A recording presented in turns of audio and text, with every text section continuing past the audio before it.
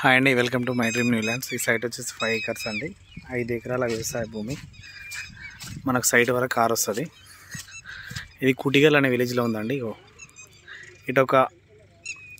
ఇది ఎంత అంటే ఒక 10-15 గుంటలు ఉంటుందండి. ఇటు సైడ్ రోడ్డుకి ఇటు సైడు కంచెలు స్టార్ట్ అవుతుంది స్ట్రైట్. చుట్టూ కడిలేసి ఉన్నాయి చూస్తారండి. మొత్తం 5 ఎకరాల వ్యవసాయ భూమి. ఇది మనకు రేటు విషయానికి వచ్చేసి 15 లక్షలు చెప్తున్నారండి. 15 lakhs ఓన్లీ. రెడ్ సాయిల్ భూమి. ఇది మనకు 15 lakhs చెప్తున్నారు.